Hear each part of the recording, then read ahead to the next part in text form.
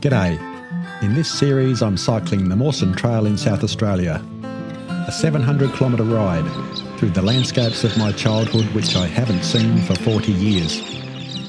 In the previous episode, my friend Dave AXFORD and I rode from Blinman to Quorn in the rugged Flinders Ranges. Welcome to episode 2 of Through Ranges Sad and Beautiful, where we continue the journey south through the state's mid-north farming districts.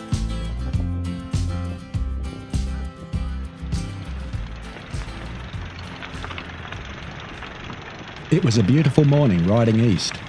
No breeze and sunlight dancing between the clouds. The sound of the bikes bouncing back to us from the gravel road. Turning the legs over, finding the best line was becoming routine. I could let my mind drift between the past and the present. We had stopped briefly at the old stone house on the edge of Quorn, where I lived in the early 1960s. It was nice to see someone was taking care of the place. To my eye, the town hadn't changed much. Wide streets and the same old pubs. The Great Northern Emporium had become a cafe, which had probably saved that wonderful old building. The Catholic Church, stony and quiet on the edge of town. Perhaps it still waits for our family to join the Sunday congregation. The railway station, buildings the same, but quieter, much quieter. No longer a working railway, just a tourist line. Perhaps I was looking at the town through the eyes of a young child, my memory like Kodachrome fragments from my preschool years. A paddle pool in the heat of summer, a backyard birthday party in the warm winter sun, riding the patient old horse Queenie on a friend's farm, my older brother proudly showing off his Super Elliott bicycle, a 10th birthday present. And I remember great dust storms rolling across the town at the end of summer, our mother rushing to close windows and sealing the doors with wet towels, and my father lighting the old fireside kerosene heater, which glowed and kept us warm through the cold inland winters. But there's always a track out of town, and before long, Dave and I had turned south onto the old Gunya Road. The weather was changing as we rode south. Grey clouds hung over the low ranges to the west. The views east, across the plain to the Wallachra Creek, were tremendous. Sheep ambled out into autumn stubble. The scene reminding me of one of my mother's watercolours. Burnt umber against raw sienna for the red sandy soils and dry grasses. Antwerp blue for the distant hills, a splash of cadmium deep red to highlight the iron-stained Cambrian quartzite which caps the peaks. Now we were leaving the rugged ranges behind and riding into the mid-north farmlands. This was country I grew up in as a young boy going to primary school.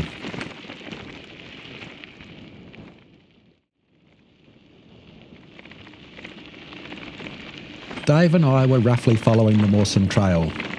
It's named after Sir Douglas Mawson, a prominent figure in the heroic age of Antarctic exploration. But that's not why his name graces the trail.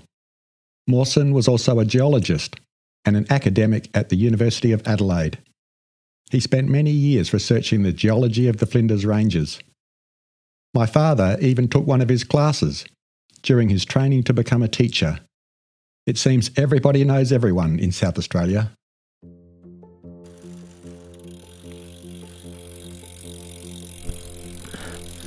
We fixed the broken bike chain easily enough, but Dave was taking longer to mend. He'd had a couple of falls in the rough country up north, the second in a cattle grid, which was missing a couple of bars. A night in a comfortable hotel bed was helping, but I could hear how he was still straining to breathe through sore ribs. He was better, he said, when we were moving, and going on the recently graded old Gunya was smooth and easy. Pedalling was pure joy. We took a variation out of Quorn and picked up the old Gunya Road heading south to link back up with the Mawson. It was a beautiful morning ride with light flooding in from the north, shadows playing over the mountains, and then the road has turned to clay, but it's nice and dry. It's been graded not long back.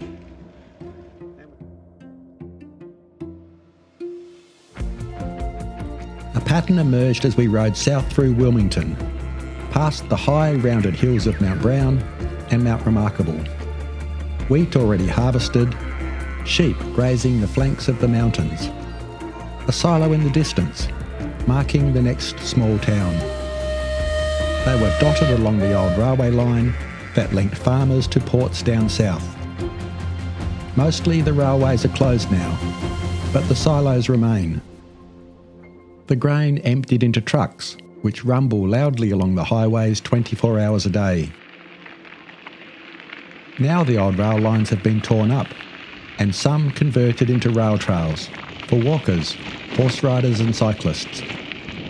They provide beautiful riding surfaces, often with gradients less than 2 degrees. They took us past farms and into towns, where houses sat quietly on wide streets. These were people's homes. The geographer Yi-Fu Tuan invented the word topophilia, the love of landscape, as he explored people's sense of attachment to where they lived. It's also possible for the traveller to be deeply connected to places, but this needs attention, empathy, and listening to what the landscape has to say. Unlike the child, who absorbs and accepts the world as it is, the adult traveller has to be wary of making scenery fit their preconceptions. This was becoming one of the lessons of the ride. The bike a new way for me of observing and listening as I moved through the landscape.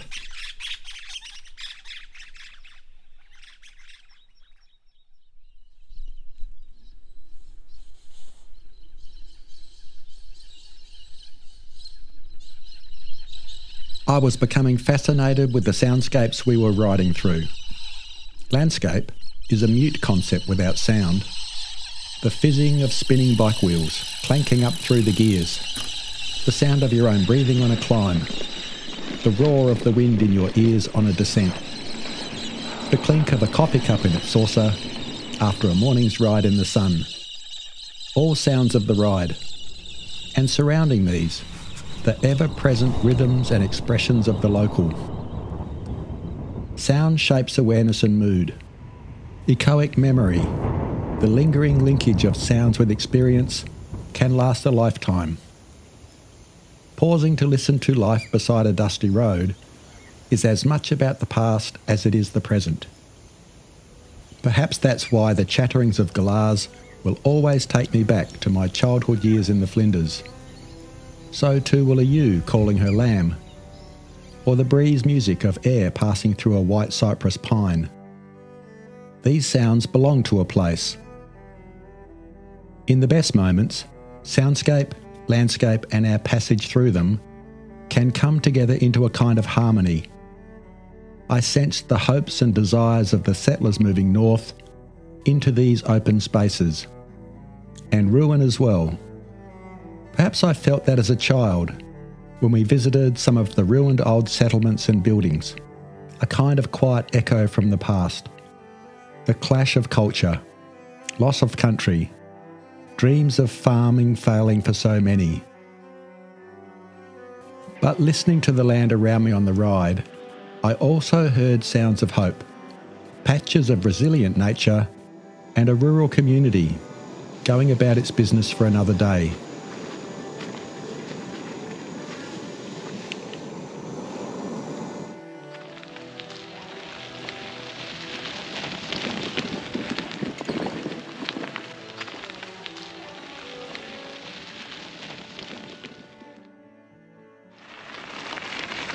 Nice morning light along the trails through glorious farm country with Mount Remarkable in the distance,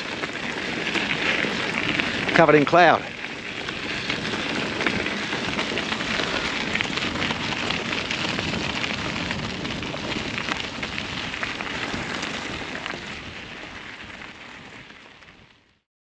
The country was softening as we rode south, the skies becoming overcast.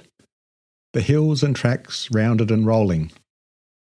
Compared to further north, the soundscape was changing as well. Small thornbills, robins and sparrows populated roadsides. Magpies sung their songs to the morning. And wherever grain's being moved, galahs and corellas congregate in huge flocks. Traffic noises increased as trucks rumbled along the bitumen highways. The open farmlands of the mid-north were becoming greener. We had reached a milestone on the journey, crossing open country between the Flinders and Mount Lofty ranges.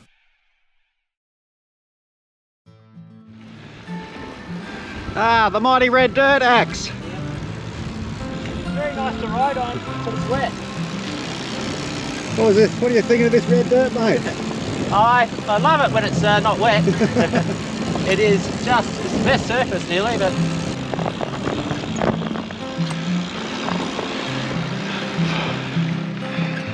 Well, we've had a nice downhill run, so now we pay the price and we're heading up the red dirt road after stopping at the old Monarto schoolhouse ruin. And a long steady climb and we're entering the North Mount Lofty ranges.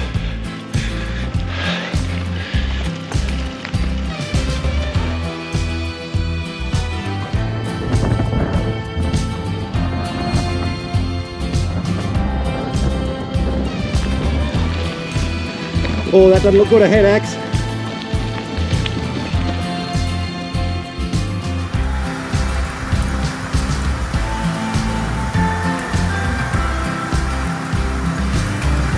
Passing shower in Auburn after a coffee, so seeking shelter in the public conveniences.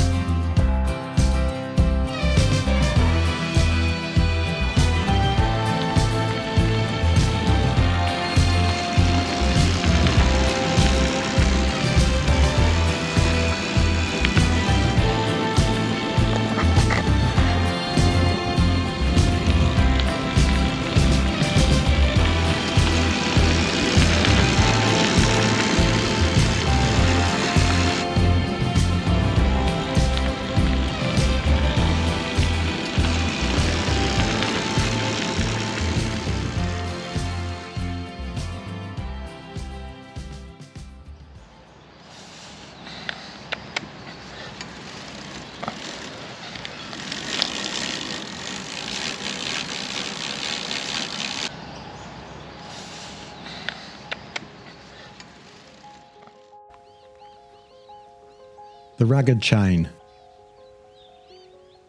The broken chain was rejoined with a pin. Now the weak link must be carried south, further south. Following the path between the rounded hills, it quietly clicks on each turn, reminding us to heed the past which shapes the future. Flinders, the English captain from the investigator's deck, anchored at the top of the Gulf, sent the Scotsman Brown, a botanist, to climb the highest peak and take in the view. It must have been warm, that climb in 1802. Aye, damn hot, Brown might have muttered when he returned, wiping the sweat from his brow, then pointing north. There's a rugged chain of mountains. But it was Gawler, years later, the Cockatoo governor, who added Flinders' name to the range that rises from the desert like a great curving spine. The captain did pen Mount Brown upon his new chart of Terra Australis. That's what you get when you climb the highest hill in the heat of March. But we rode on south through the farmlands that Gawler, defying his British masters, ordered surveyed and opened. Now, if you really listen, you can still hear the chain quietly clicking with each turn of the pedal.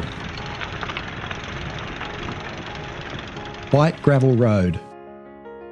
There's history, I suppose, in how they name the roads. Beckers, Yanya and Manitou. I'll remember them for the longest climb once we crossed the broken hill line. The road looked gentle enough, but the legs said otherwise.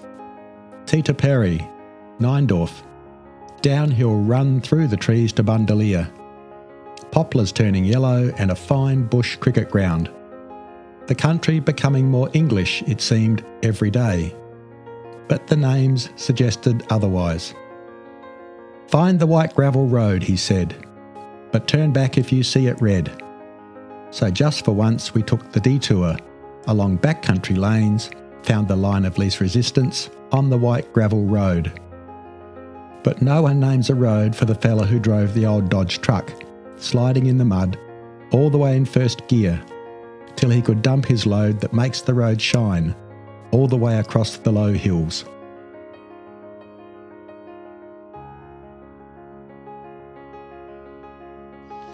Sunday apples. Sunday rain taps its tune on the roof. It's easy listening when you're dry. Autumn morning chill while the billy boils. The first brew of the day, pure luxury. Then we beat out a warming rhythm all day on the pedals, flying past Riesling and Semillon, Grenache and Pinot Grigio, as the languages of France, Spain and Italy slip quietly into our daily talk. But it's a Jonathan's that makes us stop, growing there on the line, from Clare to rainy Auburn. An apple core, piffed from a passing train years back, has outlived the iron rails. We feast on late season crop, crunch and lingering acid, and I'm back riding in the old Holden, when we changed to decimal. Let's go for a drive, they said. We'll get a whole box of apples for just a couple of dollars. The fresh green note changed hands, Farrah's wheat and MacArthur's sheep, when perhaps it should have been vine and apple tree, gracing the currency of that Sunday afternoon exchange.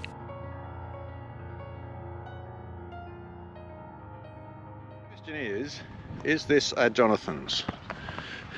Answer is probably not. Which was the apple we grew up on in the Adelaide Hills. Oh, how good's that? Sounded good. Big crunch. I'm tipping that's a Jonathan's.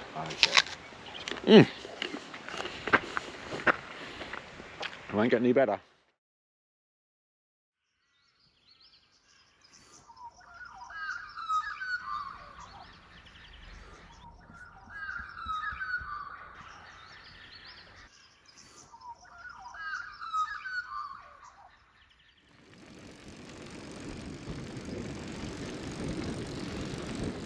We had been forced to take some detours, away from sticky red clay roads after rain. But some of the secondary roads we found, less travelled routes between small towns, were a real delight. That's the nature of travel. It's often the unplanned and unexpected that is the most satisfying. The small towns we rode through, Wilmington, Wirrabara, Spalding and into Riverton, seemed quiet places. Not trapped in the 1960s, but they hadn't rushed headlong into the constant pace and din of modernity. They remained beautifully bucolic. With the passage of our ride south, I was becoming more and more attuned to the music of the lands and the towns of the mid-north. I can't remember ever being consciously aware of the soundscapes of my childhood, at least not in those really early years. But I was now.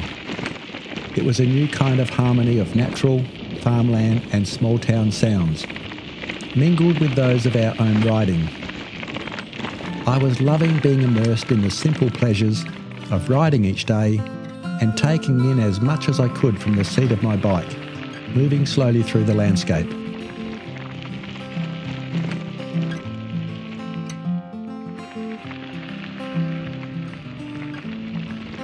Join me in the final episode of Through Ranges Sad and Beautiful, where we ride through the famous Barossa wine district and on to the city of Adelaide.